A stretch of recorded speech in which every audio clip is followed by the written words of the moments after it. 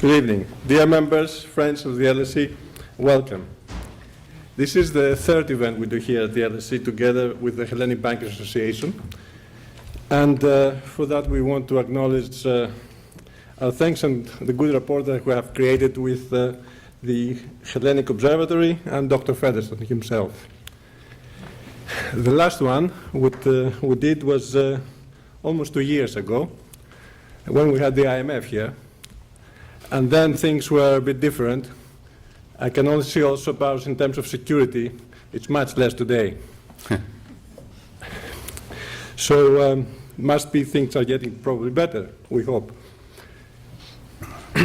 I would like also to thank the Greek Embassy through the European Union Greek Presidency for their support.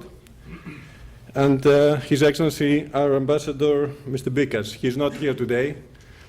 He knew a long time before that he had another commitment outside London. Greece and the periphery are enduring a very painful trial, which is economic, but also, most importantly, a social one. And there have been too many unheard cases of personal suffering. The EU parliamentary elections next week are also very important. We look forward to the new persons and leaders who will emerge and will frame fresh ideas or current ideas in fresh perspectives. Personalities do matter, and those people are responsible for choices and how the things turn out eventually. So let's talk about growth, which is the topic for today. It's a magic word. It's praised by almost everybody. Everybody should work together and to put the ingredients to restart growth for Greece and the periphery as a means for social improvement. The growth spiral downwards in Greece and the periphery seems to be coming to an end. We debate today the tools for growth and the limitations to this, and that's what our guests and panelists will say. However, this should not deter us, because if that was the case and visionaries were deterred by limitations, then there would be no progress. Debates like today shape opinion and collectively create action and results. Dr. Featherstone would introduce us to distinguished panelists, and we hope that we'll have a good and provoking debate. Thank you.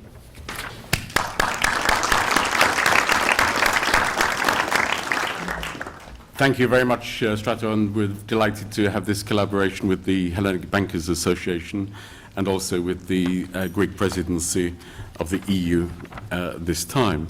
We do indeed have a highly distinguished panel to consider the topic this evening. Our first speaker will be Wolfgang Munchau, who is the Associate Editor and European Economic Columnist of the Financial Times. He's previously been the co-editor of the FT Deutschland. He is also the co-founder and president of the Eurointelligence company, and his books on the financial crisis have received a number of awards. Our second speaker will be Vicky Price, who is the Chief Economic Advisor to the consulting firm CEBR. She's a former Director General for Economics at the Department for Business, Innovation and Skills.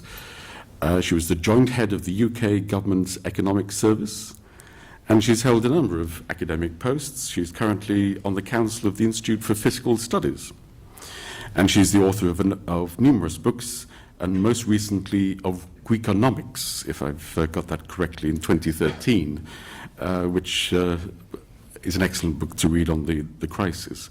We're welcoming Vicky back because she's an alumna of the LSE. Horst Reichenbach is the head of the European Commission's Task Force for Greece and has been since it was originated in September 2011. He's previously held positions as Secretary General and Vice President of the European Bank for Reconstruction and Development here in London.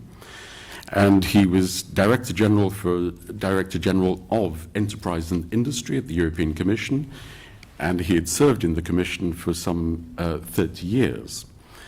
He has a PhD in growth economics, which seemed to be highly relevant to this evening. Philippe Costeletos is a partner and co-founder at DMC Partners. He's got over 20 years of experience in private equity. He has worked at JP Morgan, Morgan Stanley. He's the chairman of Hellas Telecommunications, and he has qualifications from Columbia and Yale. So we have a highly distinguished panel. I've invited our panelists to speak for about 10 minutes or less. That's good as well, not to exceed the time. So we will have the panelists speak on a number of aspects of our topic this evening, and then there should be plenty of time for questions and comments from the audience. So I'm going to invite, first of all, Wolfgang Munchau to start us off, focusing, I imagine, on the Eurozone and its strategy. Wolfgang. Thank you, Kevin. And thank you for the invitation to speak here. You asked me to answer the question whether the crisis is over. And my answer would be the answer that journalists usually hate to hear when they ask the question, which is this is the wrong question, because it's obviously in one sense it is. If the crisis had if we had high bond yields, the immediate solvency of governments was endangered. That is now obviously not the case. So in that sense, the crisis is, yes, of course, that part of the crisis is indeed over. It may or may not return. It's just impossible to predict the bond markets. The markets have swung to the other extreme. In my view, not reflecting health, but reflecting an expectation of persistent economic weakness. If there's any meaning in those prices, I wouldn't, however, attach too much meaning in bond prices because these are mostly liquidity-driven market swings. So from the market perspective, we could say yes, the crisis is over. In the financial markets, you talk to everyone, it's over. So the atmosphere that you get, it's indeed very over. But obviously, if you look at the economists themselves, the crisis is from the perspective of the people in the Eurozone, except perhaps in some pockets of the central northern parts of the Eurozone, the crisis continues. We've seen the figures today. The Eurozone's growth in the first quarter was extremely disappointing. People had expected an increase quarter to quarter on 0.4. It was only half of that. Italy is back into negative growth, whereas other periphery countries are back into negative growth. It looks like we are on the brink of what is a triple dip recession. We've had a double dip, the first dip in 2009, then in 2011. Obviously, however you define it, I actually don't define it as a triple dip recession. For me, this was just one giant recession. There were just different phases. This is a recession that had lasted 5 years. In Greece, certainly it has, but it really has in most of the rest of the periphery, and our sort of compass of 2 consecutive quarters of growth or positive or negative growth is something quite useful for a normal business cycle, but clearly not for this situation. So this is a period of sustained economic weakness, and the idea that we are sort of in a recovery, in a strong recovery, as some of the survey data suggested. This was what led a lot of people to believe that this is really going well, because they looked at IFO indices in Germany or these purchasing managers surveys that say that this is a very robust recovery. According to those indicators, we must be sort of almost a boom, an unsustainable boom. The data suggests that this is like 2005, 2006. But then again, our economies are very different than they were in 2005 and 2006. We have much lower levels of GDP in many countries. Actual levels of GDP are lower than then, and of course much higher levels of employment.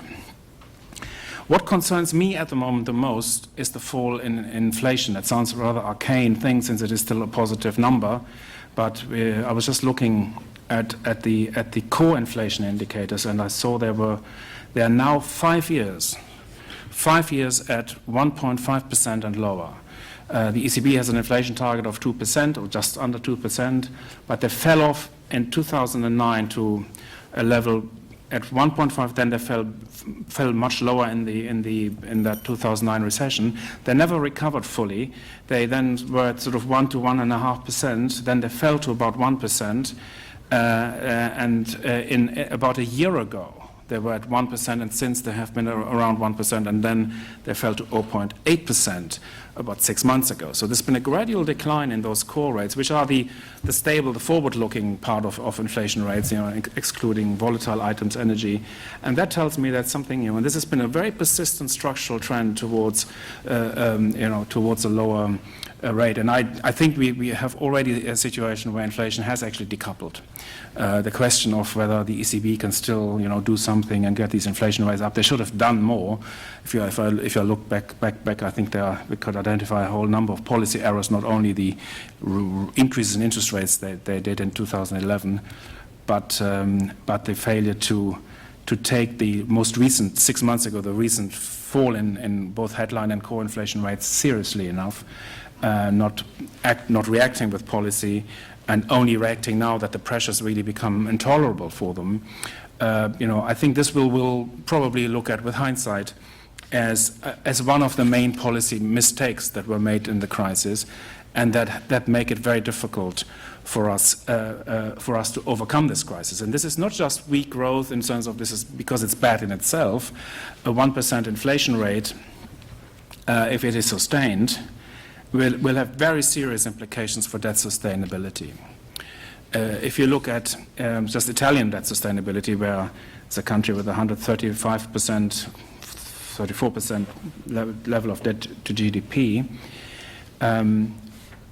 all sustainability assumptions for Italy rest on the notion of a 3% nominal growth. And that would normally be, over longer periods. So that would be like you say 2% inflation because that's the target, and 1% real growth. If you do structural reforms, you make sure that you can ascertain those 1% real growth, because 1% real growth is more than what Italy had in the past. If inflation is down from 2 to 1%, the nominal growth rate, even with economic reforms, would fall from 3 to 2. The implication for debt sustainability are serious. Italy would need to offset that with a much higher primary surplus, which is not going to happen. If you look at the current policy of the government, they're going in the other direction. They have announced tax cuts. I'm not saying this is a wrong policy, but I'm saying that if in this mix of low inflation, a general weakness of GDP and high debt, this is not together a scenario of debt sustainability. So my expectation, before I end my speech, my expectation is that the crisis will return, but it will probably not return in the way we experienced it. It will return at some stage in that governments may have to impose new austerity or prolonged austerity, and that it would result in a political backlash. In Italy, though not in Greece, but interestingly in Italy, the latest Pew Research poll suggested that about 60% of the population no longer supports the euro.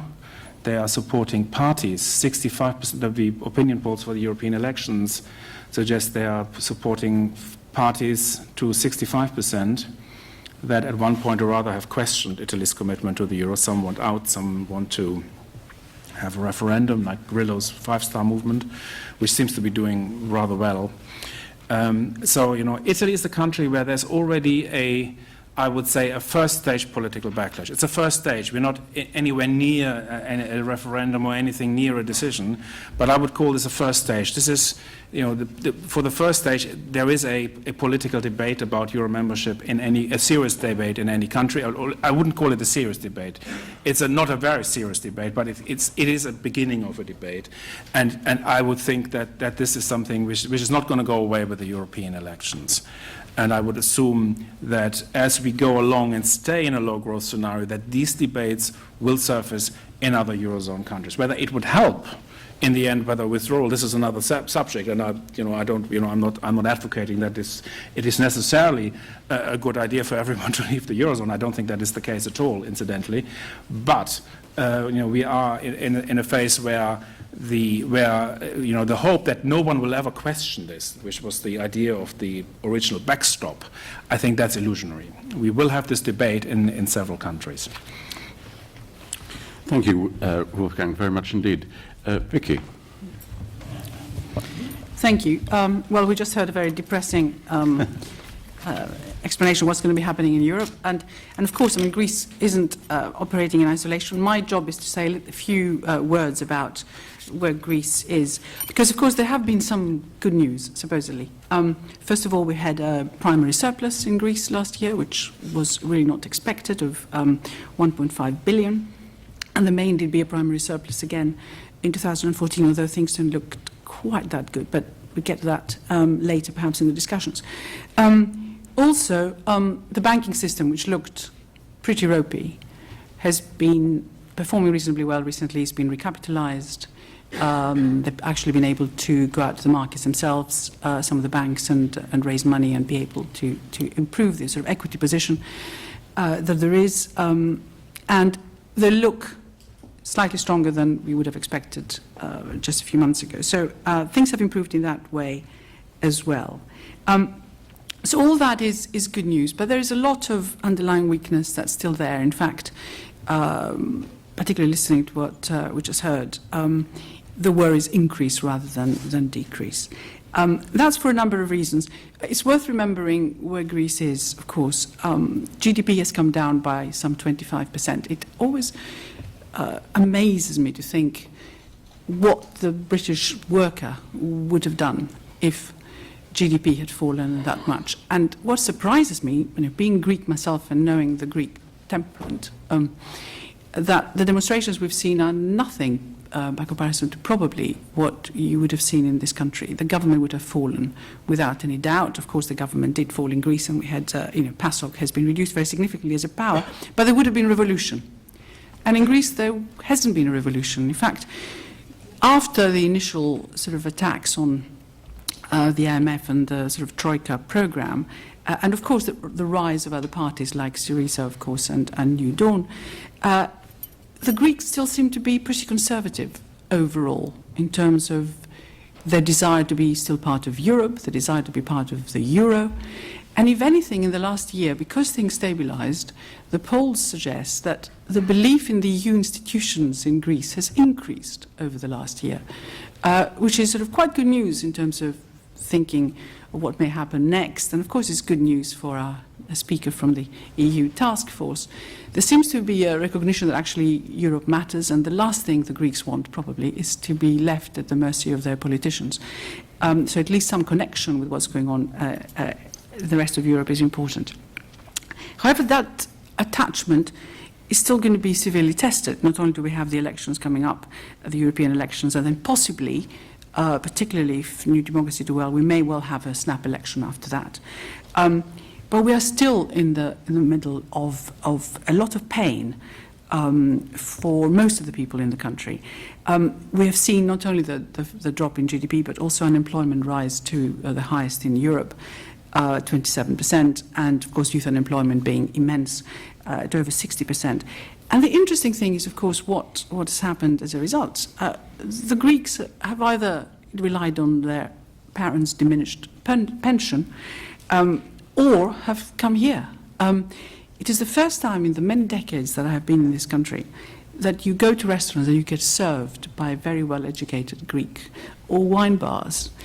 That never was the case. In fact, I used to be very proud of that in the past. I said, look at me, the Greeks don't really need to be doing this, but actually what they really wanted was go back home to the nice country with the very nice weather and eat their mother's cooking.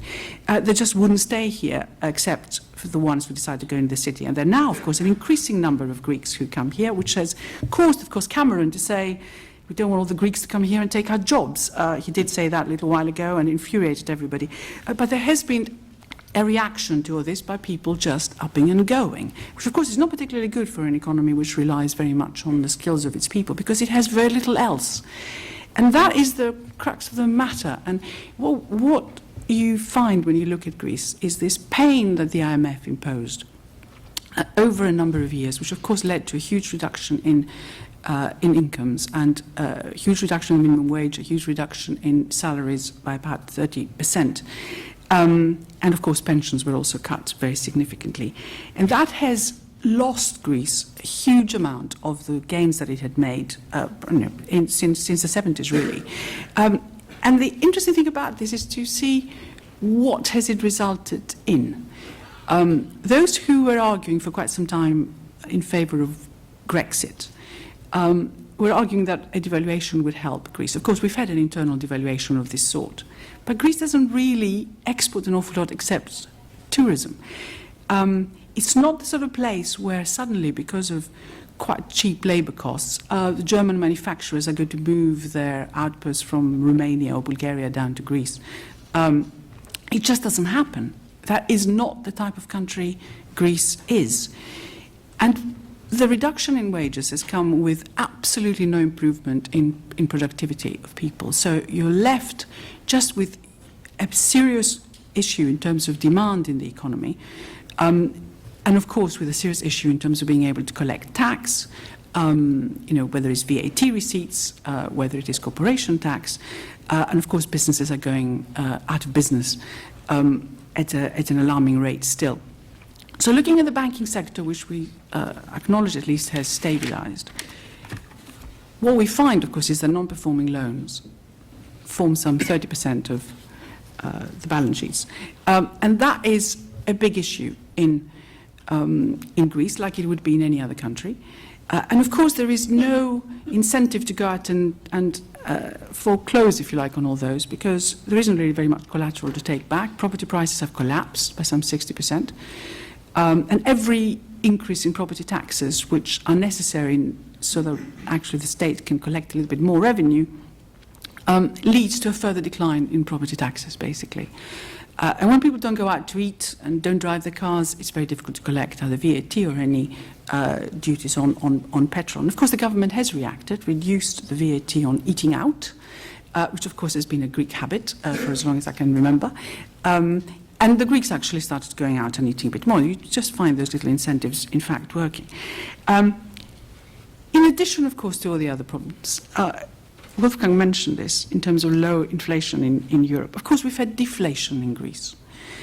And that's hugely bad news, because after all, Greece has one of the highest debt to GDP levels in Europe, 175 to 180%.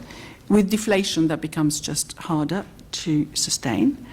And of course, with very little growth, which has been revised, actually, a number of people now are thinking that rather than the 0.6% growth in this year, which we may finally see some growth, and there have been some indicators of that happening, may in fact be only 0.3%. The interesting thing about when you're very close to zero is that it could very easily move the other way. And if the rest of Europe doesn't recover to the extent that we all hoped it would, then obviously Greece will suffer too, since it can't actually act in isolation. Maybe there will be many, many more Greeks coming here after all, causing Cameron to say something again, which will be rather sad. But it is also worth, obviously we're looking ahead to see what has happened in Greece that might allow for growth to resume, assuming the economic environment is better.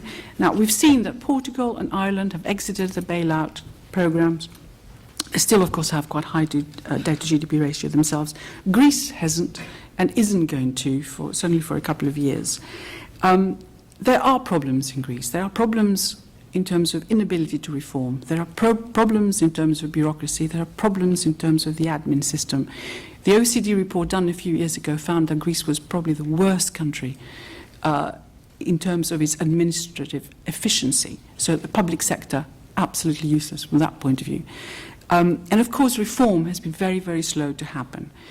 The Greeks did not reduce the size of the public sector as soon as they should have done. They have not instituted the types of reforms that Portugal has done. And it is doing it now, rather late, and of course still with huge opposition in the country.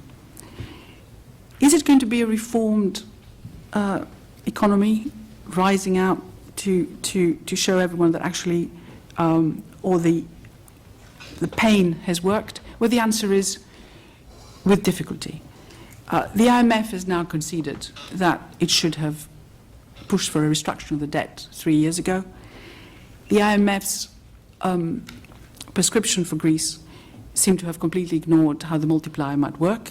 In other words, they did not realize that the austerity measures were in fact going to lead to a downward spiral, which is precisely what happened. They have learned some lessons, but we probably don't want to tell them off too much because, of course, the IMF's bailout package for Greece was the largest they had ever done anywhere around the world. Very, very difficult to see what the impact would be on a country like Greece when the highest package that they had been involved in before was 35 billion in Brazil. So you can't blame them particularly. You can't blame them for pushing an ideology, which actually has gone completely wrong in my view. The Greeks haven't helped. They are generally considered to be impossible by the Brussels bureaucrats, and that's probably a reasonable reflection of their negotiating habits. But what it does, nevertheless, it leaves me with a very serious concern, particularly looking at the debt sustainability issues, which Wolfgang, in fact, mentioned. Greece is in the worst position of them all. Yes, perhaps Italy is worrying because it's so large by comparison to Greece. But the idea that you can actually sustain a 180% debt to GDP ratio with growth of practically 0% and with a non-reformed economy is pie in the sky. So restructuring is going to happen, and that is probably what Greece needs. And if reforms indeed are continued to be pursued, then there could be hope. But without this debt restructuring, I fear that Greece will still be, if anything, being pushed down and have very, very little growth over the next few years. Thank you. Thank you, Vicky, very much indeed. Can I just ask one quick question? The primary surplus 2013, how robust do you think that is? Do you mean whether we believe the figures? Yes. We had an interesting discussion with the next speaker at lunch, and the data that's coming out of Greece seems to have improved quite considerably, so you can rely quite a lot on what's there. But of course, we all know what it means. First of all, it doesn't include any debt repayments. And the second thing, of course, it has improved, but mainly, although there's been a bit of an increase in tax take, because they've actually been stopping spending. And a huge amount is owed to companies that have been contracting to do work for central government. And that's one of the ways in which it's been flattered, plus some money which is coming from Europe in terms of structural funds and some repayments of some of the profits that have been made by the ECB, which have been returned now in terms of the bond buying. So it is slightly artificial from that point of view, but I think we can believe the figures, even though they have been flattered by all these things that I have said. Okay, thank you. So we can believe the figures, but there's 27 footnotes to qualify. Yes. Okay. I think I follow that. Thank you. So we move from questions of economic strategy of the Eurozone to perhaps more practical issues of reform in Greece, and Horst Reichenbach, and the head of the task force for Greece. Please. Well, I will start also with some general considerations on where Greece stands at the moment. Clearly, in terms of the financial situation, a turning point has been reached. The Greek banks were recapitalized. The bond markets are open, not only for the banks, but also for the state and for corporates. So all this is a turnaround which even a few months ago not many people in this room would have considered possible. In addition, also in the relations between Europe and Greece, we are at a turning point. For 4 years, you're all aware that the Troika has negotiated with the Greek authorities what needs to be happening over the next months and years in the so-called adjustment programs.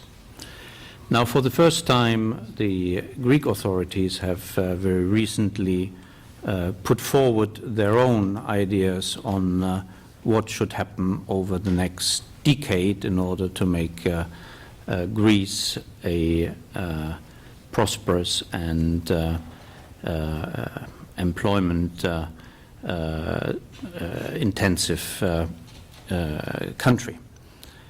Greece 2021 is a first attempt to set out a strategy what will be needed, and I think this again is a starting point which is very promising. What are the main priorities which are set out and which I will give in my own words?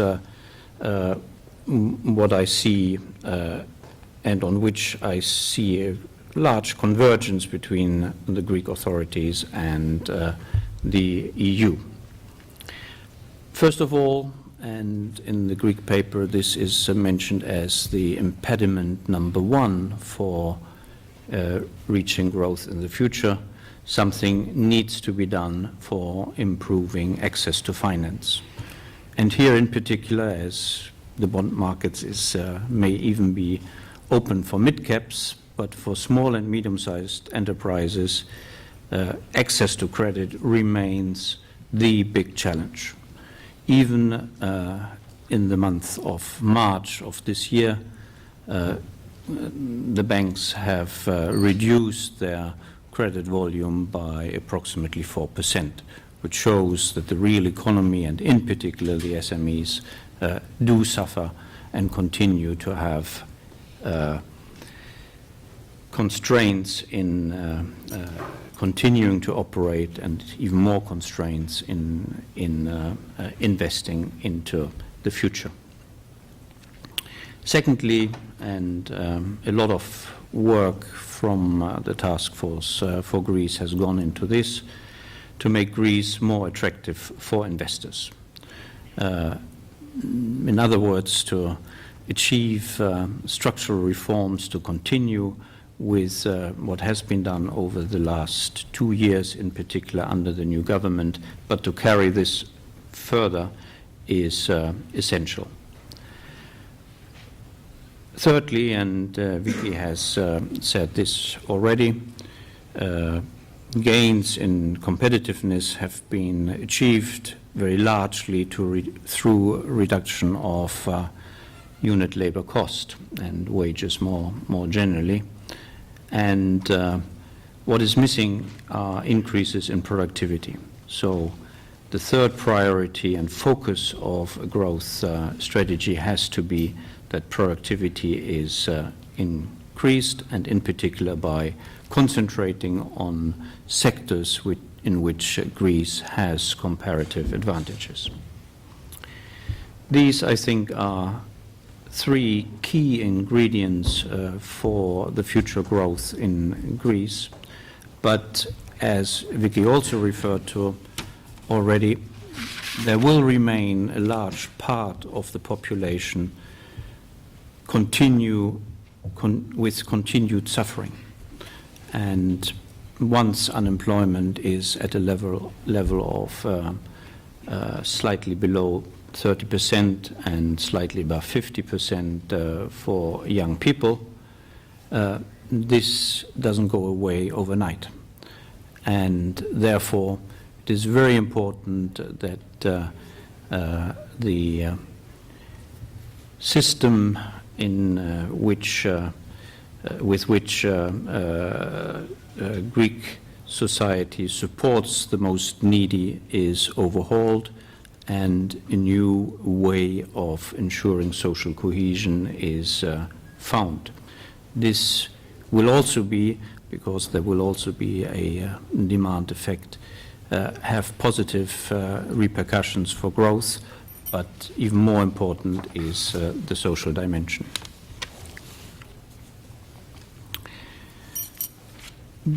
Building on that, how is the outlook? How, as I was supposed to say something, can Europe help? Well, before we come to how Europe can help, I think I fully agree with Vicky that political stability is essential. We had relative political stability now for 2 years, and it is to be hoped that a similar situation will prevail also, not only over the next months, but for 2, 4, and maybe more years. The other point which I would like to underline is that the strategy which Greece has now presented should be seen as a first step for real ownership by Greece on reforms and on the way forward. Greece has been with the Troika now for 4 years, and it is important that they take their own fate into their hands and move forward. In this, certainly also a new relationship between Greece and Europe, the Eurogroup, as well as the Commission, will have to be built. And I have no clear blueprint at this point, because this will be part of an intensive discussion from now until the end of the year, when the EU adjustment program will run out. And in this context, clearly 2 issues will come to the forefront which require a political response. First of all, is there for Greece an additional financing need from Europe? And if this is not the case, then would that nevertheless be in one way or another a continuation of a kind of program? Or if this is the case, that further financing is needed, then what kind of further adjustment program will be established, and will one continue with the formula of the Troika, which is not particularly popular in Greece and is also in some EU institutions subject to some doubts. The other question on which Vicky has already given her view, and we will see what the political response to this is over the remaining months of this year, is the question of what kind of debt relief. The promise which was made in 2012, the Eurogroup on the 5th of May has repeated that this still holds, so some mechanism of debt relief is likely to be found towards the end of this year. So altogether, still a lot of work is ahead to make Greece fit for the future, and the technical support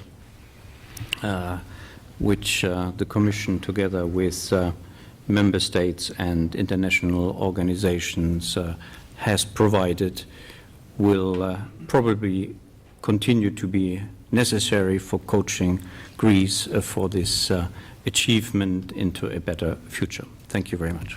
Thank you. Philippe. Thank you. Well, much has been said and written about the current situation, what led to the current situation, who is to blame. I mean, to paraphrase Paul Krugman, core countries portray the euro crisis as a morality play, a tale of countries that lived high and now have to pay for their sins. Having said that, I will focus on the current situation from a financial perspective, and I will share some thoughts about what I think the international community, and importantly Greece, what Greece can do to help attract investment to the country. I will address 4 initiatives which have been touched upon by my fellow speakers. The four initiatives are, the first has to do with restructuring of the sovereign debt. The second one about overhauling legislative reforms and the framework. The third, importantly, about unlocking the availability of liquidity and domestic credit. And lastly, the focus on exports. So I do not want in any way to minimize or trivialize the political and financial challenge in restructuring sovereign debt. But my view is undeniably that the country's sovereign debt should have been restructured earlier. It seems that the IMF now agrees that that is the case. Interestingly, the 2 bailout programs in 2010 and 2012 and the debt buyback in 2012 have resulted in a material change in the profile of creditors in Greece. Prior to 2010, 85% of the sovereign debt was owned by the private sector. Today, over 80% is owned by this Eurozone state balance sheets. There's been a great reluctance to consider a third restructuring, understandably. Having said that, there is no doubt that Greece's current financial debt is unsustainable. I think everyone agrees on that point. The question is going to be, how will it be addressed and when? I would argue that what Greece needs is not another restructuring, but a significant debt relief. I mean, Greece cannot become a destination for long-term investments in the context of an unsustainable debt burden. Well, there is much the international community can do. There's even more than Greece should do to make the country a more attractive destination for investment. And this has to do, first and foremost, with an overhaul of the legislative framework. And there are 4 areas that I'd like to focus on. The first has to do with public sector bureaucracy. The bureaucracy involved in getting a license or permit continues to present a significant obstacle for doing business in Greece. Now, importantly, some progress has been made, but there's a lot more that needs to be done. Second, I believe the judicial system needs to be revamped for efficient and effective disputes of contracts. The courts are clogged with contractual disputes, which can often take up to 10 years. An investor would be wary of committing capital or signing contracts in Greece if there is no clear framework within which disputes can be resolved efficiently. Third, there needs to be more stability and dependability on the tax system. The uncertainty about what the tax environment will be next year or in the medium term, again, make it very difficult for investors to price risk in that context. Finally, I believe the regulation regarding land ownership, permitting, and zoning need to be reformed and clarified. For a country with such potential for investment, particularly as it relates to tourism, I think Greece should try and address this as a matter of priority. Now, undeniably and critically, for any of these issues to be addressed properly, the government needs to have a clear mandate and a clear majority of parliament. Now, turning from the public to the private sector, let me address sort of the third initiative, which has been alluded to, which is how important it is to unlock liquidity and domestic credit. One of the biggest issues facing businesses, as was mentioned earlier, is the lack of working capital liquidity for businesses. And this is true of Greece, as it is true of many small, medium-sized enterprises and family businesses across the Eurozone. And while the recapitalization of banks is a positive sign and should provide some liquidity to the system, Greek banks have significant amount of capital tied up in underperforming and non-performing loans. It is very difficult for banks today to accelerate and enforce those claims. And what Greece needs is legislation that allow banks to accelerate and enforce their claims. In many cases, bank executives are reluctant to recognize losses and undertake proper restructuring, even if you assume that banks have marked their books properly. Loan portfolios are committed to companies which are underperforming, where banks are unable to attract outside capital. I've seen in many other countries, and I believe this can attract outside capital if the underlying business can be properly capitalized. Now, lastly, I'll touch on the need to focus on Greece's increasing share of exports. Now, longer term, what Greece needs is a more export-oriented economy. Now, over many decades, as we know, the growth in Greece has been supported largely by public spending and domestic consumption fueled by cheap credit. Both these drivers of growth have experienced significant declines, and at the same time, they do not represent the basis for a stable, self-sustaining, and healthy economy. The Greek state needs to embark on a sector-wide effort to remove competitiveness and productivity barriers and promote growth and investment. Athens 2004 provided an example of how Greece can simplify and accelerate investment approvals when it needs to. It will help to address the country's structural trade deficit and will attract investors who are looking for and value growth. Greece needs to export itself as a high-end destination to large, untapped, and emerging markets while defending its share of the core European markets. But tourism on its own will not make enough of a difference. There will be opportunities in energy, food manufacturing and processing, agriculture, medical tourism, elderly care, pharmaceuticals, agriculture. To close, from a point of view as an investor, the 4 initiatives would require a significant restructuring of the sovereign debt, an overhaul of the legislative framework, unlocking domestic credit and liquidity, and a longer-term focus on exports. Thank you, Philippe, very much indeed. Well, I guess you've heard a number of presentations which are stressing, I must say, really rather depressing climate. You've also heard crucial choices are still looming. You've heard that major structural reforms are still to be done. And you've heard an emphasis on the need for continued political stability. I'm not quite sure how to interpret that comment. Thank you for listening. We now have the opportunity of inviting comments and questions from the audience. If you could perhaps simply explain who you are, that is your name, and then go straight as quickly as possible to the question. Can we start with the gentleman here, please? There's a microphone coming to you so we can pick it up for the recording. Thank you. Nasser Qalawoon, occasional commentator on BBC Arabic TV. I have a question for easy capital and difficult capital to come to Greece as an investment. There is a Chinese case, and I'm sure you know about the Piraeus port and taken over by the Chinese for half of the port. Chinese capital, especially in Africa, comes with Chinese workforce, even if it's a trickle at the beginning. So my question, compare it to this one to Arab capital. We read in the Arab press headlines, the UAE promises 10 billion or Qatar or whatever to investment. Arab capital, especially from Gulf countries, doesn't come with workforce. It comes free.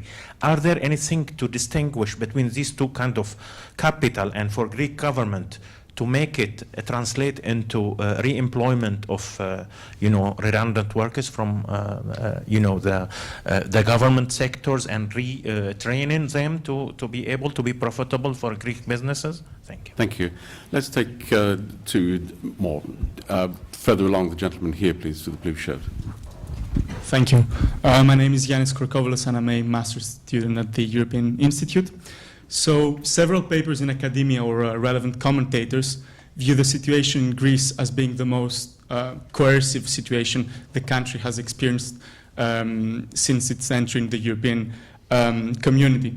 So inspired by the report of the OECD that was mentioned by Mrs. Price regarding the capacity building and administrative efficiency of the country, my question is related to the task force. So in other words, is it only compliance, or there is learning in this process of conditionality, if you want? And if there is a learning process, what is the evidence until now? Thank you. Thank you. And another question before we move on? Oh, sorry, yes. Sorry, the gentleman here, please. Thank you. There's a microphone. Hello, yeah, Bernard Casey from University of Warwick and the Hellenic Observatory. There was much talk about the need for debt relief.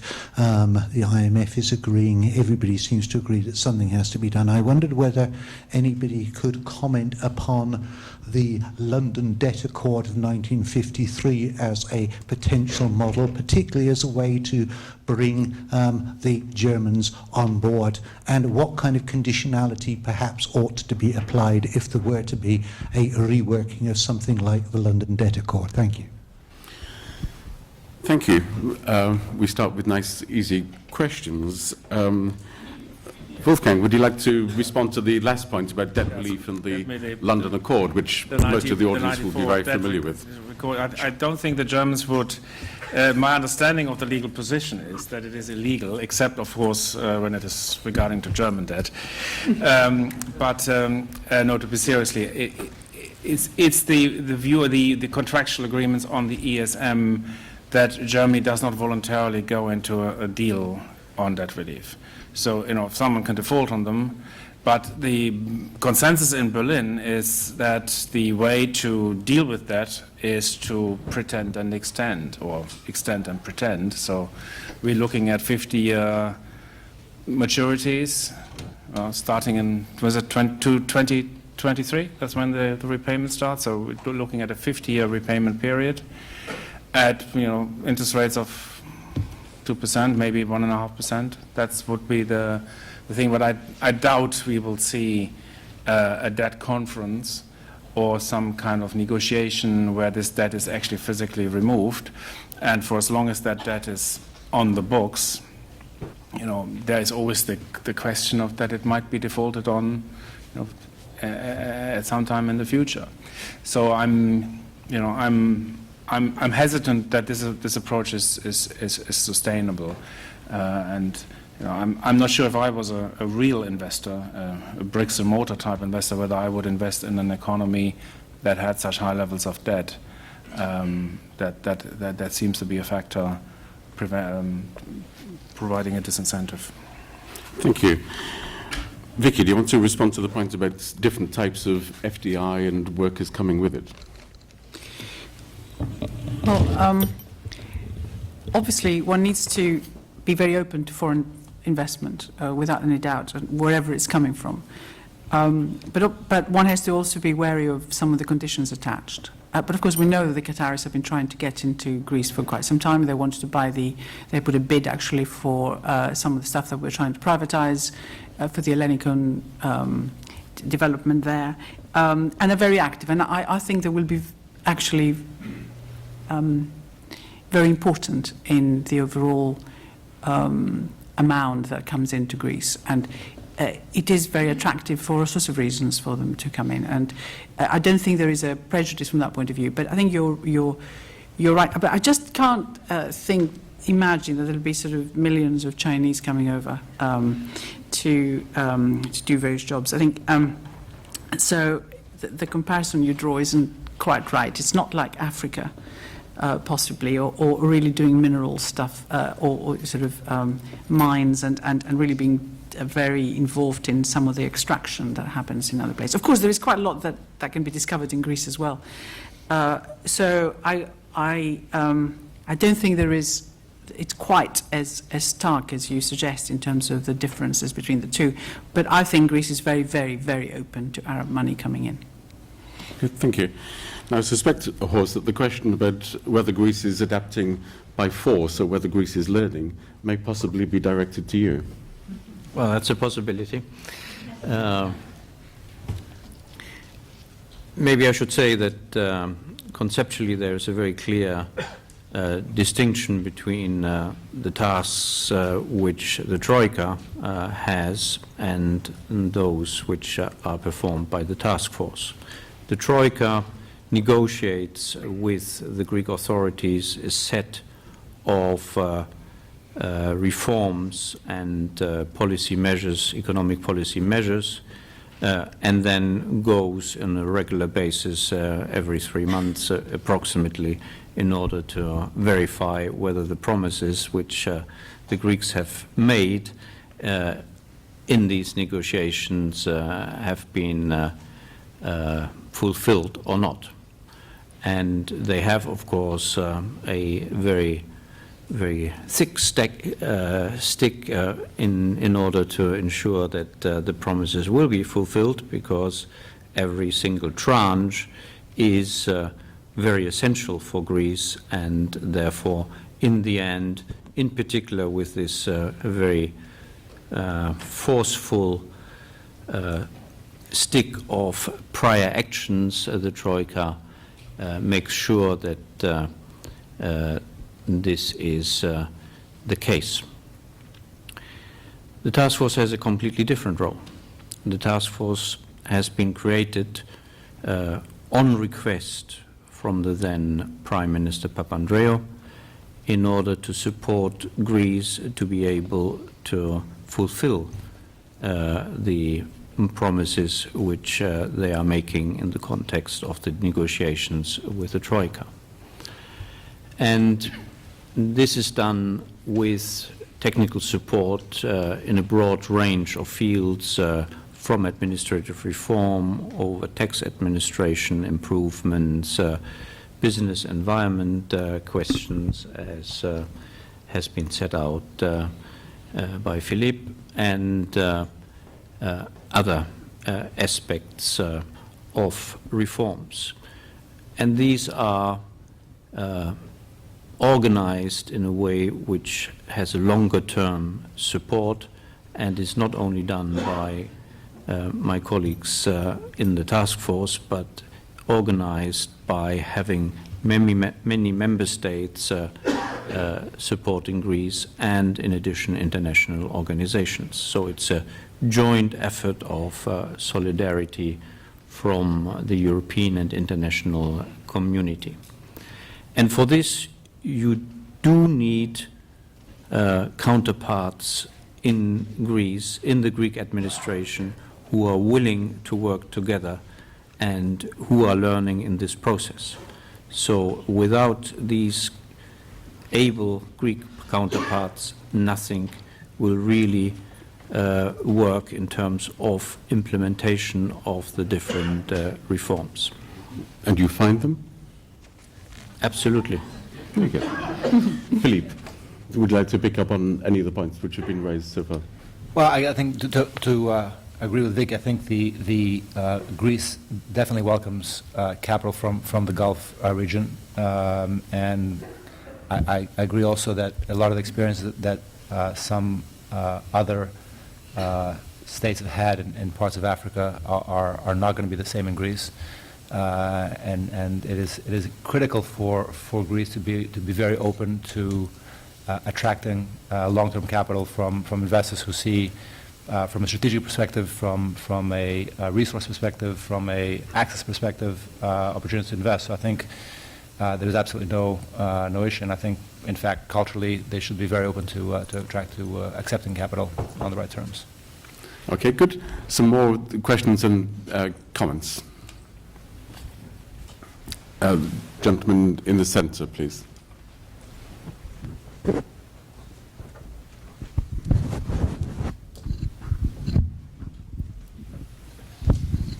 I just wonder if you could perhaps comment a little bit more about the social cohesion aspect of the topic.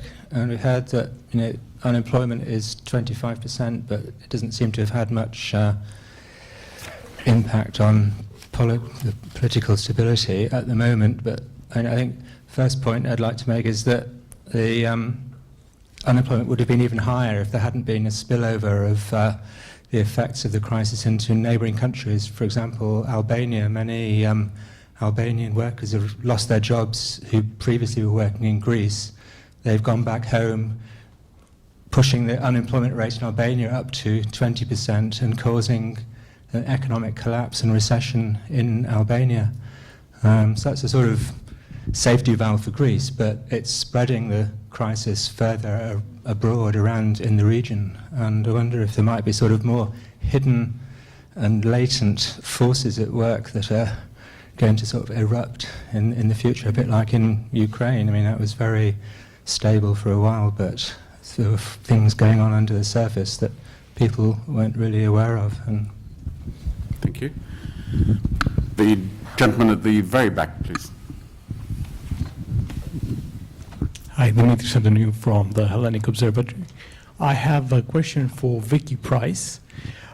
In your presentation, you mentioned, as a matter of surprise, actually, that given the harsh realities, the Greek population, the Greek public in general, has not vehemently opposed what is happening, and you compare the situation to what could have happened here if, let's say, 25% of the GDP had been lost. At the same time, and in the context of the same presentation, you also mentioned a conviction of sorts that there is a strong reaction against reforms. And I wanted to see how on what sort of knowledge does this statement rely? If you see a paradox between a statement regarding the lack of contestation given the loss of the GDP, and at the same time a strong conviction regarding the fact that somehow we arrive at this belief that reforms are strongly opposed. Good, thank you. The lady here. Danai Kyriakopoulos, also from the CBR. I have a question for Wolfgang. You referred to Europe's ongoing lowflation as your biggest concern. To what extent do you think that the finance ministry in Greece is as concerned about this, or is it largely an unavoidable byproduct of their efforts and the Troika's efforts to improve competitiveness through internal devaluation? And if low inflation is, as you mentioned, largely driven by external supply-side factors such as lower food and energy prices, to what extent can monetary easing by the ECB in June enjoy any success? Thank you. Well, we have some questions directed by name. Wolfgang, do you want to take the last question first about low inflation? Yes. It's not due to food. It's not just due to sort of cyclical factors. I mean, the inflation has been weak for a while, for 5 years. We've seen very weak inflation, core inflation data. I know nobody looks at core inflation quite as much, but core inflation has proven in the Eurozone to be a very good indicator. It has been fairly stable, and it has been a fairly good forward indicator of headline inflation, and not as others had hoped or thought. It's the other way around. So it's a figure I would look at carefully, and that excludes food and other prices, and it tells you that there is sort of a downward drift. And yes, of course, that low inflation adjustment is more difficult at 2% inflation. I think that 2% for the inflation, if it was argued, it is too low for monetary union. It's fine for a country. For monetary union, I would have preferred a slightly higher inflation target. It's just precisely because to allow adjustment to happen. Not a very high one. I think 2.5% or 3% inflation would have been a more appropriate target. And when you fall from it, and as we've seen in the process, that the fall is fairly gradual. You don't fall from 3 to 0. You fall in sort of increments of a few decimal points, stay there, and then you fall to the next stage. So at 3%, if we had 3% inflation, then the Greece could have adjusted with 0.5%, 1% inflation, but without having to actually have a falling physically nominal falling prices. That's one of the advantages of a higher rate. But even if you look at the national decomposition of inflation rates, you find that even Germany has inflation rates that are below the ECB's target. Thank you. Vicky, there's the question about political protests in Greece and opposition to reform. I wonder what more political opposition might one have expected in the Greek context. We've seen perhaps the biggest collapse of a political party in recent times anywhere in Europe. We've seen protests and strikes. You expected more?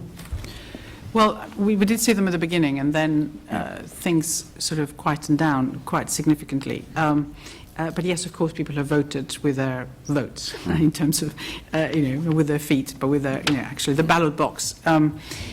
And indeed, PASOK has sort of disappeared, or is disappearing pretty fast. And indeed, we have the other protest votes there. But we still have one of the old-fashioned parties, which is, in fact, we were discussing this earlier today, has kept his position reasonably well through the period. And as I said before, the various polls indicate, if you compare them also with other countries, that the Greeks remain committed to the euro and committed to Europe, which is really rather interesting, even though obviously they didn't like at all what the Troika was doing. And you heard from the introduction earlier that a couple of years ago, I think when we were here, we had to have police and quite a lot of sort of strong men sort of keeping protesters out when the IMF chap was here, who runs the Troika project for Greece.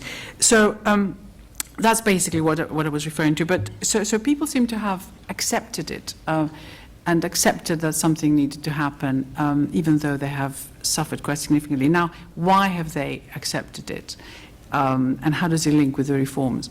I think the interesting thing is it is precisely because there haven't been very many reforms. The public sector, people, yes, they lost quite a lot of their wages, but the public sector didn't get rid of people, hardly at all, until very, very recently when it started doing so. The various professions were not opened up, and even in the places where there were other restrictions imposed, so very little has actually changed. So the comfort zone of people doing, being employed and doing various bits of business is still there. But I think we might actually see quite a lot of changes taking place now because the push is for a lot more change to take place. But the push is also, but what might counter that a little bit, and I think we have to bear that in mind, is that there is now willingness to make sure that, of course, Greece stays in the euro and that something happens to the debt. Not necessarily relief, which would be rather nice to just write it all off, but we just heard we can't have it from Wolfgang. But there will be something else, which will at least lower the perceived cost, anyway, of the debt. So there is that willingness to do something about Greece and its position. So that's at least something. But there is no doubt, if you do various polls as well, that the Greeks have had enough. I mean, it's been fine so far because of all this change. Now, because of all these things that I mentioned, now, of course, we're going to have quite substantial reforms happening. And if there is more pain to be had, I think we might actually then touch a point where there is an explosion again. So it will be crucial what happens in the next few months. It will be crucial what happens in the next year in terms of, if you like, the rest of Europe showing its hand in relation to the debt in particular. And if some of the pressure goes, if there is suddenly a bit more money available in terms of lending to individuals and also to businesses, there is a whole initiative to bring more capital into Greece from the rest of Europe, started actually by the Germans, so we're discussing that again earlier. More money made available to SMEs, so that conditions are actually eased. That could act as a counter to the fact that the Greeks have had enough. So I think we are very much a critical point. It could all go horribly, horribly wrong from here on, or it could go rather well from the point of view of protest and willingness to change. It doesn't mean that you're going to get suddenly fantastic growth in the economy. That will take quite some time. But in terms of the mood of the people, what they're prepared to do, and also the political stability issue, I think actually between now and the end of the year, is going to be the time when the future of Greece is going to be shaped. Thank you. I think since the beginning of the crisis, we've heard comments to the effect the next 6 months are going to be crucial. Oh dear. But I wonder, Horst, in terms of the European Union, whether there is that sensitivity to the high stakes between continued support or new forms of support for Greece and possibly the explosive domestic reaction if that was not forthcoming. Well, I think Europe has shown quite a lot of understanding that the situation from now on has to change, and that if there isn't growth in the future, Greece will not only suffer, but also the repayment of the debt will become impossible, or at least very much more difficult. And therefore, very practical hands-on support of a different type than the adjustment programs have been offered, for instance, for a new institution, financial institution for growth, as it is called, by providing financing for this institution by the EIB, by the Germans, and by others. But I would, if you don't mind, comment on two of the questions which have been posed and combine also the two questions. First of all, the need for greater social cohesion in Greece is enormous. There is no social welfare system in Greece. It's the only European country in which there's no social welfare system. Unemployed who are long-term unemployed for more than 1 year don't get any further support from social insurance or the state directly. And more than 2 million, and maybe moving towards 3 million people, do not have any access to health services other than emergencies in the hospitals. So this is really a dramatic situation in which, of course, the activities, as has been recently reported in the press, of extreme parties can also prosper by offering part of the solutions to these problems. And if Greece is not, as a state, and Europe in terms of solidarity with this state, able to address these issues head-on, there will be a very difficult future situation in terms of what Vicky has just addressed. Partly, of course, the situation, the purchasing power of those who saw their salaries and their pension reduced by 20 to 30 to 50% would also be helped by prices going down.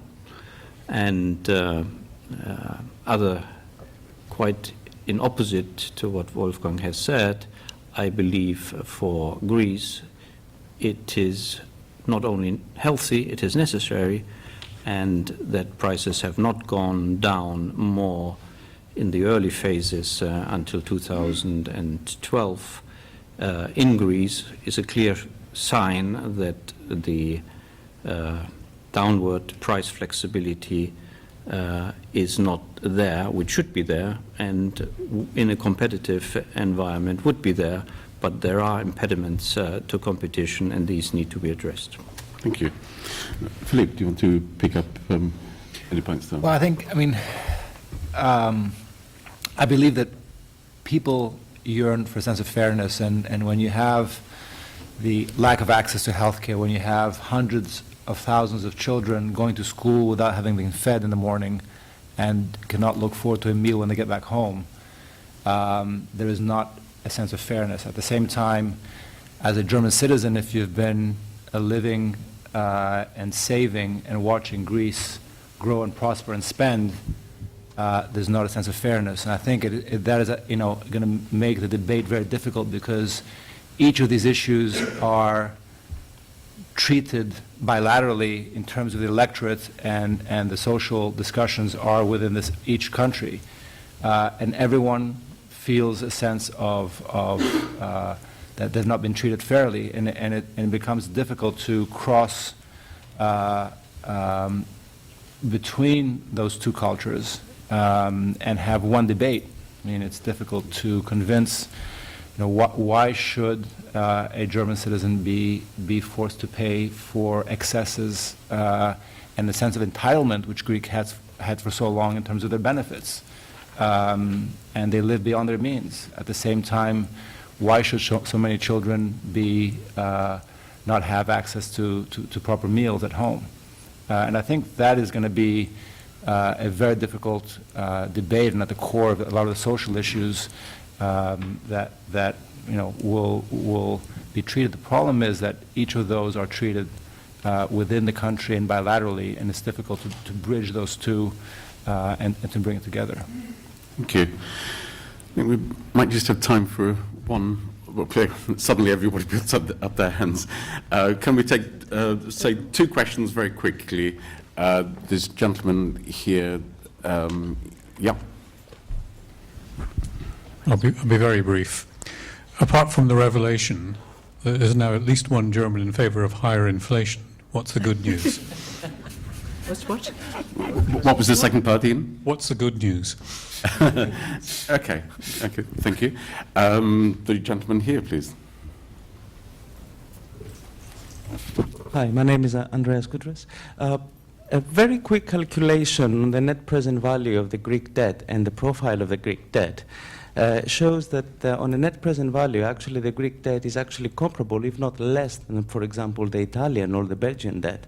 So my question is, first of all, why do we care so much about the level of the debt when on a net present value, even at rates with below the crisis rates, is actually less than some other countries in Europe?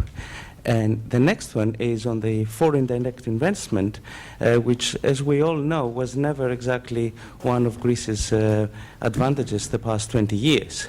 However, the investment part of the Greeks was quite big. So my question is, how do you expect foreigners to invest into Greece when the Greeks are not investing in Greece? Okay. We can't take everyone, but can we take the gentleman with the white shirt here? And then we'll have to finish, I'm afraid. Hi, it's Michael Michaelides. Question for Horst. A little bit more on the specifics of the task force. You've obviously talked a lot about the need for growth going forward. The only initiative I've heard so far is this coming SME scheme, which, if I understand correctly, is 100 million from KfW. That's basically the German government. A little bit from EIB, which Greece would get anyway. You're hoping that after the elections, the French will put in some money as well, equal to the Germans. In context of 30% of GDP of measures, that's about 50 billion for the audience's estimations in the last 4 years. Now that the pressure is off from the European perspective, do we really have any concrete measures for growth, or are we talking about a drop in the ocean going forward? Do you really have any other concrete measures beyond the SME scheme? Okay. I'm going to invite in reverse order, starting with Philippe, our panelist, to pick up any particular points they wish. Philippe. Well, perhaps the net present value. I think the fact is that Greece, I mean, when you look at any measure of the growth required for Greece to service the current debt levels, it is just, it does not make any sense to assume that Greece can grow at those rates for enough time to service. So I think the fact is that the debt is unsustainable. So whether it may also mean that Italy's debt is unsustainable, but I think that Italy will have a different set of issues, has a much more export-oriented economy. But I think fundamentally, I think that it's going to be an issue that will have to be addressed very soon with respect to the debt. I just think that's sustainable, regardless of the net present value. Thank you. Horst? Good news. I mean, if you project yourselves back 2 years and you see where Greece is now, it's amazing. It's almost a miracle. And if you project another 4 years forward with the same efforts and the same propensity to make progress in Greece, then maybe you will be more optimistic than it sounds this evening. Concrete measures. Well, there's no magic formula. If there were a magic formula for growth, then we would not have all these cycles and all these difficulties in economic terms. What Philippe has said and set out, what is important for investment in the future, I think, is a very good program. And in this program, in particular on the structural reforms which he has gone through, the support from Europe through the technical assistance we are providing is a very important ingredient of what I hope will be the future growth in Greece. Thank you. Vicky. Well, on the good news, which struggling here a little bit, but nevertheless, I think it is a recognition that Europe wants Greece to stay in, and that Greece was not an exception; it was part of the euro problem. because at the beginning it was thought that if you just let Greece go, everything will be fine. So the height of Brexit discussions, the Greeks were accused of being the outliers in Europe, lazy, spending too much and all that sort of stuff, when it was realized that actually lots of other countries were pretty similar to that, not lazy necessarily, but you know what I mean, in terms of suffering because of the Euro project itself not having had the institutions that it required to make sure the whole project stayed on track.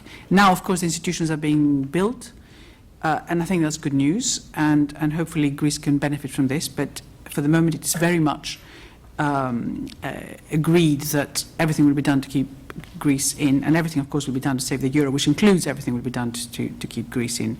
So, yes, it's absolutely correct that the money coming in through the new vehicles there is hardly going to be the solution to everything, but it is just a recognition that Greece needs more help, and hopefully they will understand that it needs more help in the future at a much, much bigger rate than has been taking place so far. It may not happen, but I think at least it has taken Greece out of just being considered to be a very sort of weird country that should never have joined. And of course, if you look at the work rate, if we believe the figures, the Greeks supposedly work harder than the Germans, is what Eurostat figures tell you.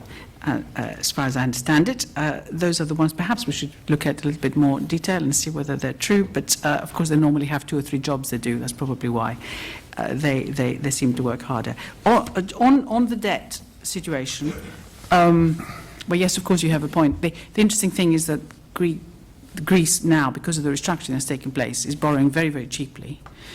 And I think it's wrong for it to be going out to the markets and borrowing more expensively, just to demonstrate that you can do it. I think there's a bit of machism there that somewhere else can do without. And they're talking about going out to the market again. I think that's wrong. But at least it's small sums of money. But we should just forget about that and stick to very cheap sort of ECB lending and as long term as we possibly can. So that could be one way of at least making it sustainable, if we like, in the future. That's not necessarily the case with the other countries that you referred to, which of course haven't had the benefit of going down the Greek route from that point of view. But you do have a point indeed, and it should be noted, I think. Wolfgang, it seems appropriate to finish the evening by coming to you as the personification of good news. Yes, great. Let me try. I'm going to try. Let me start off on the NPV question. I mean, obviously, as interest rates go to zero, the amount of sustainable debt gets very high indeed. If they are at zero, they can become theoretically infinite. If the expectation, of course, is that interest rates remain at zero forever. We've seen in Japan how levels of 250% almost debt to GDP appear sustainable under specific conditions that we don't have in the eurozone. So I suspect the numbers, the numbers are, but it's clear that this is the good news, that the lack of current market pressure make those debts appear more sustainable. If we keep interest rates low and with the ECB's policies of forward guidance and possibly QE at some points, there is an expectation that interest rates are going to be low and indefinitely. We have Japanese situation, which is not the worst situation. I think when you always say that it's be as bad as in Japan, the Japanese say, the reference point may not be in future be Japan. The reference point may be the eurozone. We might be lucky if it's Japan. I mean, Japan had relatively low unemployment. We don't have that. It's low growth, some deflation. It could be a reluctance to address the banking sector. Many factors are very, very similar. The employment situation is very different, but in Japan's favor. So that is a reasonable scenario at which high debt is sustainable. But that would also depend on the institutional arrangement, whether whether we have this sort of cohesion and whether financial markets consider Greek debt part of European debt and therefore safe, or whether this sentiment change and over any, I think, 30 or 50 year period without an institutional setup, that may well change. Now, on inflation, just to be clear, I'm not in favor. I would not and never did favor high inflation in order to reduce debt, the real value of debt. I think that's not something I would think is a sensible idea. Simply also because I don't think you can simply achieve any rate of inflation. I think our problem is, we can't even achieve our moderate target. So, the idea of, some have suggested we should have 4-6% inflation targets. I doubt very much that we could actually do this. The Japanese have tried. They're trying very hard now for a 2% inflation target, and I think I'd be already happy if we got the 2%. Or something around the 2%. The British seem to be altogether more successful here, but for the rest of us, that's when I say the 2.5%, it's not because I like inflation. Then it's only because I think it might be it gives slightly more flexibility. And my last comment is about the miracle. And, it is true when you look at relative positions where we were 2 years ago and what kind of pressures we had and what we talked about. It's good we're no longer talking about Grexit as sort of something that is forced on Greece by the outside. That would have been a disaster if Grexit had been sort of forced upon Greece by the EU. But we should not underestimate that. The political impact in the countries. I don't think the EU will ever be driven apart by market pressure, or by sort of political, or by sort of institutional rule. I don't think anyone will ever get thrown out or anything like this. The real danger would happen is if once the political systems react to low growth, high unemployment, it doesn't translate into political revolt, but it may do eventually. We've seen this in Italy, a country that has supported the EU more than others, and there is now a debate going on, and some people are questioning it. And Italy seems to be ahead in this game. Probably my guess has always been because the malaise started much longer ago. It started around the year 2000. Hasn't grown for like 14 years, and the period of misery in Greece is shorter, and there's still a hope in Greece that things go better. Should that hope should there be disillusionment? I think that's when you have to be careful. And it's not us or any market people who will do anything. It's then the people who then make their decision. Okay, thanks. I think we've had a very good discussion and learned quite a lot. Reasons to be cheerful. Greece is maybe better off than Japan. Unfortunately, it's worse off than Albania. So we've learned quite a lot, and I thank this expert panel for their presentations. Before I invite you to show your appreciation, I'd simply like to mention that we have another Greek event in 2 weeks' time on the 28th of May. 2014 is the anniversary of the collapse of the Greek colonels. Some of us are old enough to remember that. Not me, of course, but other panelists probably can remember that event. And this will be on Wednesday, the 28th of May at 6:30. So do join us then if you are able. So, excellent debate, contributions. Thank you for your questions. Please join me in thanking our panelists for the presentations. Thank you.